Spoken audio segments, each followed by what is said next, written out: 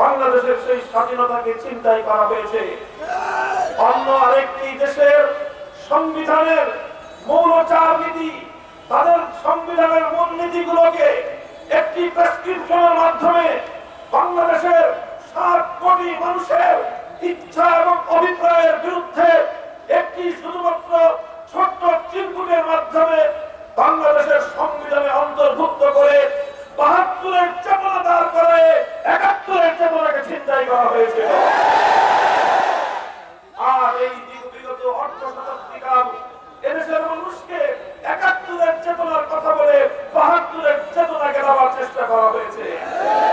আর যখনই এদেশের মানুষ ৭২-এর চেতনা কিনতে অস্বীকার করেছে, যখনই এদেশের মানুষ পাকশালীর চেতনাকে কিনতে অস্বীকার করেছে, যখনই এদেশের মানুষ ইসলামিক চেতনায় উজ্জীবিত হওয়ার চেষ্টা করেছে, তখনই সেই ইসলাম প্রিয় জনতাকে, দেশপ্রেমিক জনতাকে রাজাকার এবং স্বাধীনতা বিরোধী আখ্যায়িত করবার পায়তারা চালানো হয়েছে।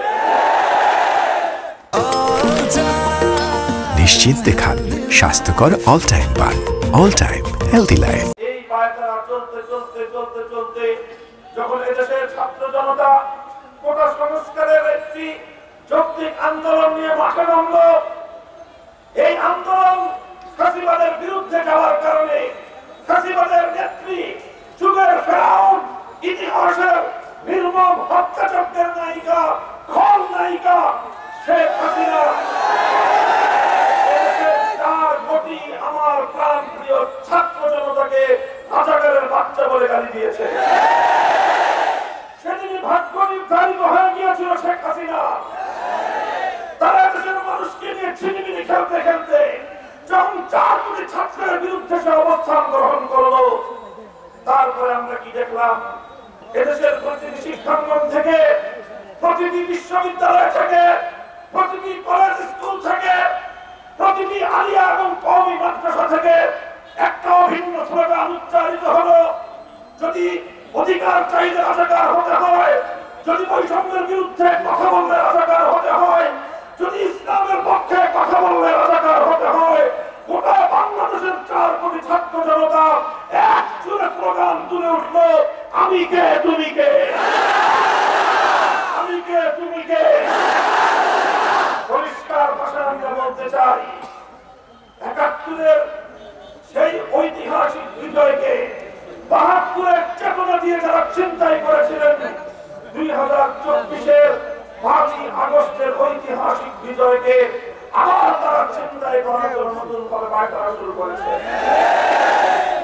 আমরা পরিষ্কার ভাষায় আমাদের অবস্থান স্পষ্ট করে দিচ্ছি।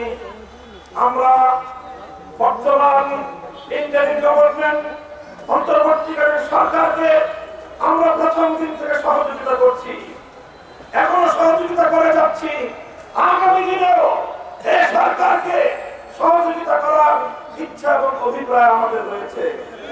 আমরা চাই বাংলাদেশের সংস্কার হোক, আমরা চাই বাংলাদেশের নির্বাচন ব্যবস্থা থেকে শুরু করে প্রতিটি উপনিবেশবাদী ব্যবস্থা সংস্কার হোক। আমরা একটি স্বাধীন দেশ, একটি স্বাধীন জাতি হিসেবে নিজেদের শিক্ষা ব্যবস্থা, নিজেদের বিচার ব্যবস্থা, নিজেদের অর্থ ব্যবস্থা, নিজেদের রাজনৈতিক ব্যবস্থা, প্রতিটি ব্যবস্থাকে একটি স্বাধীন জাতি হিসেবে আমাদের 1000 বছরের ঐতিহ্যের আলোকে আমরা গড়ে তুলব।